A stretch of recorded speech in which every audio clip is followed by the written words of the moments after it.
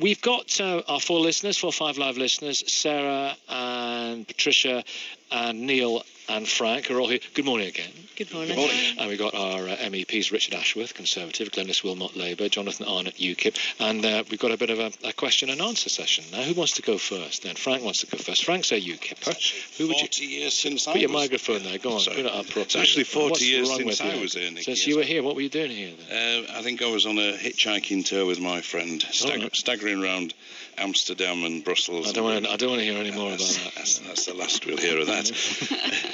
Right, I've got a question on, obviously we just heard that Angela Merkel is prepared to bend, so to speak. So if the UK is stating that it needs to control the freedom of movement of people, can the EU quickly accommodate this respect, irrespective of treaty change? Who's that question to then? I'll put it to Glenys. Well, no. I mean, freedom of movement is a fundamental principle, so the answer is no. But interesting. We have a problem. Sorry? We have a problem. Well, interestingly, people, particularly in UKIP, cite Norway as a good example, and you talked about Norway earlier. Norway still has to have freedom of movement, and people don't know that. They still have to pay into the EU budget. They're the 10th largest contributor to the EU budget, and they have to abide by all of the rules, and they don't have any say in setting those rules, and still have to have freedom of movement in order to trade. So, you know, that's, if you want to trade with Europe, we have to negotiate. If we were outside of Europe, we'd have to negotiate a trade deal. It took Switzerland 8 or 9 years to get a trade deal with the rest of Europe. And this is our biggest trading partner. 3.5 million jobs are linked to our trade with Europe. Yeah, so could China have a trade agreement with Europe? And would that mean they had to have freedom of movement? No, it's not part of the European Economic Area. No, but if we weren't part of this, could we still trade with Europe without freedom of movement? Richard wants to I think the principle here is what's called the acquis communautaire. That is part of the treaty that all the 28 member states of the European Union are signed up to, and that implies the freedom of movement of goods, services, capital and people. Now, the movement of people is the issue we're discussing here. Yes. Those 500 million citizens living in all those countries have freedom of movement, so they can move wherever they like. And don't forget, some 2 million British people exercise that right, and that's approximately even number that come back the other way. Have they affected the employment situation and wage levels in the countries to which they've gone? Well, I think it's important to understand the contribution that the people who do come to this country make. That yes, they do bring in skills. Can I just make a point? My Spanish colleagues tell me that they love the British people, but there are parts of Spain where British people live, they don't learn the language, they don't mix with the community, and it's changing the nature of Spain. You hear that as well in Britain. So, you know, it's not just Britain that says this sort of thing. Yeah, complex issues. Go on, Richard. I think just to continue on that, I mean, the other point of the treaty is that it is not acceptable to discriminate between any of those 500 million people. So that, in other words, if you have a welfare system in one country, those people who have exercised the right of free movement are entitled to that access. There are people in the United Kingdom who feel discriminated against because of this migrant labour that's coming in. Exactly right. And that's what David Cameron recognises. There is a sense of unfairness about it. It's unfair that people have been, for example, on a housing list for a long time. Yeah. Somebody just picks you up from another country. So it's not up for grabs then, basically. So, no. And we're not alone on this argument, by the way. The Swedes, the Dutch, the Danes, the Finns are all on our side. It's not us against them. There is a strong movement to say we have to have a fairness. Next question. Mickey, hi. I live and work in Cornwall, and for the last 20 years, Cornwall has been receiving either Objective 1 funding or convergence funding, 100 million euros per year between now and 2020. Because we're actually one of the lowest wage-earning areas in the region, we're still second lowest. So if 20 years later, after receiving all this funding, we're still second lowest. Where is this money actually going? Because all the man in the street or the woman in the street in Cornwall sees is perhaps full employment for only 2 or 3 months of the year, minimum wage, and an ever-widening gap between what they can afford in the housing market. Jonathan Arnott from UKIP, pick up that point, and then also I know you want to weigh in on the migration point as well. OK, well, to start off on that point, let's remember it's our own money that we hand across to the European Union, and they give us some of our own money back with strings attached and expect us to be grateful. It's a little bit like if you handed over £20 to buy a £10 Marks and Spencer's voucher. That would be an absolute nonsense. Just to answer Frank's question on migration, remember Angela Merkel said Germany will not tamper with the fundamental principles of free movement in the EU. So there's no renegotiation about the current free-for-all from the 27 other EU countries coming to the UK. Of course, we want to allow people into the UK who bring the skills that we need, but we need to have the choice over who to accept into the UK and who we don't accept into the UK. Of course, some British nationals go to other countries. There's actually 50% more British nationals in the USA and Australia alone than the EU 27 all put together. And actually, one of the reasons that we get so many people come to the UK and why we need limits is that, of course, English is a global language. We're a small, overcrowded island in the UK. And so there is a disproportionate impact of free movement on the UK as opposed to other countries. Jonathan's actually avoided the part of the question I actually asked in terms of the reinvestment back in Cornwall. I can understand why they're trying to level the playing field and bring up these economic regions. The issue I actually have is actually getting an understanding of where that money is actually being spent, because Nicky mentioned it earlier in his soundbite, scepticism within the UK electorate. It's not really just scepticism, it's a lack of understanding of where that money is being reinvested back in the UK. What evidence do we see for €100 million per year in Cornwall or in these economic regeneration areas? I think my point was that we don't, and that's what I was saying. Glenys, and then Richard quickly. Well, if you contacted your MEP, they'd be able to find out where that money went, and it's spent on various projects that are agreed with various people, and the government will also know where that money is being spent. With respect, we're going to be asking the electorate to vote on this within the next 2 years. I know. What are the MEPs going to be doing to inform the people? Yeah. We shouldn't have to be going to them to actually ask that question. No. I'd like to ask, what are the MEPs going to be doing to communicate that information down to the electorate so they can make an informed decision? You are right, in because the referendum. People's views on Europe are usually totally misinformed completely, and It's interesting. Views on Europe, how the Labour Party used to be the party that was completely split on absolutely. Europe. Because some people like Len Murray, trade union, top trade union guy, and Tony Benn and others, Michael Foot, they thought it was going to be a sort of boss's club at the time. Neil Kinnock was completely anti the European Union, wasn't he? Yeah, but you are and right. And he worked here. You've still got some good people today. Frank Field, good outers there in Labour. You are right that we have to get that message out, and and why is Cornwall still the second bottom wage earner? Patricia, you come in on this, yeah. On what? On whatever you want. Do you want my question? You set the agenda here.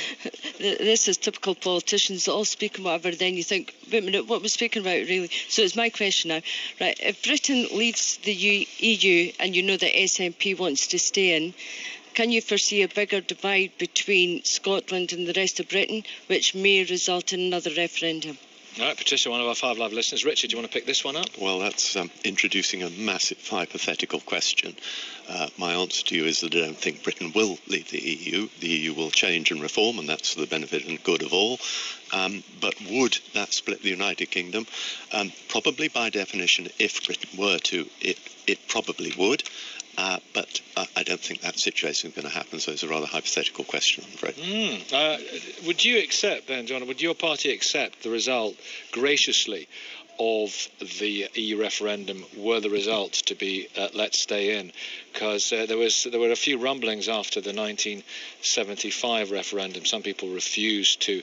Enoch Powell famously, and Len Murray from the TUC and others thought, well, this isn't the end of it. Would it be the end of it for you? Look, I think what happened in 75 was that there was a massive media onslaught, and the funding was so strongly in favour of people pushing staying in. And if you have a full, free and fair referendum and it works properly, then of course that settles a discussion for some time to come. But you know what? To answer Patricia's question, actually, I think referendums are a very, very good way of answering questions in society. Look at the issue of gay marriage, for example, which in Ireland they had a referendum on that. They introduced that in the right way. We didn't introduce that in the right way in the UK. It was just at the whim of David Cameron. It should have been done as something that should have gone through a referendum. When the people decide, that's democracy. That's giving power back to the people from the politicians, and we need to see an awful lot more of that in this country. But you know what?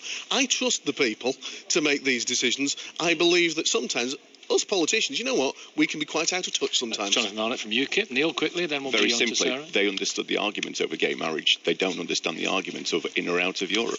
But people will and can understand those arguments. And there has to be a lot more communication. If you have the trust in people, then I believe people will actually look into those issues. Right. And it will engage young people in politics as well. Glenys, very quickly. I just want to answer that question. I think it's a real danger. I don't think there's any doubt that the Scottish people would want to stay part of Europe. And I think if we had a referendum and people voted to come out, which I don't think they will, incidentally, when they hear the facts, I think that's very dangerous for the United Kingdom. And I think it could see the start of the breakup. And I think that's something none of us would want to see. It's not just the Scottish people. There's 400,000 English migrants in Scotland. I know. That's right. Let's come on, just to remind you about that. Sarah. If we come out the EU, other than the arguments of the human rights, that's what particularly got me interested in leaving the EU, because of the proposed British Bill of Rights. So apart from that, what are the other benefits? How would that improve us? Okay, one benefit from Glenys and also Richard and Jonathan. We want one benefit. Maybe not. Richard. Well, I'm going to tackle the point you've just said. You talked about the human rights issue. I don't think people understand that the Court of Human Rights is the legal arm of the Convention on Human Rights, which has nothing whatsoever to do with the European Union. But it's seen as meddling. Some people see it as meddling. I know it is, but I want to make that clear distinction. It is nothing to do with the European Union. So if you left the European Union, you'd still be a member of the Convention on Human Rights, which incidentally was a British institution founded by Winston Churchill, based on British law. Now, there's very clear evidence that it's in need of alteration, but nevertheless, leave it would be wrong. Jonathan Arnott from UKIP. Yeah, and just point out there, of course, that membership of the ECHR is required if you're a member of the European Union. So, although it is correct that way round, it's not correct the other way round. So we can't leave human the rights ECHR without leaving the EU. Human rights are a good thing. Absolutely, and human rights didn't suddenly start in 1998. You know, this country has led the way on human rights across the world for many, many years. So don't get this idea that Europe has somehow given us these rights. Actually, we're a country which can very well do that ourselves. Okay, so Glenys. We've talked about trade, so I won't cover that. But things like rights at work, you get 4 weeks paid holiday as of right because of European laws. Part-time workers get the same rights as full-time workers because of European laws. Maternity, paternity provision wouldn't the UK Parliament have that possibility to do that ourselves? We're outside the EU. Well, they would, but they hadn't. Exactly, but we would.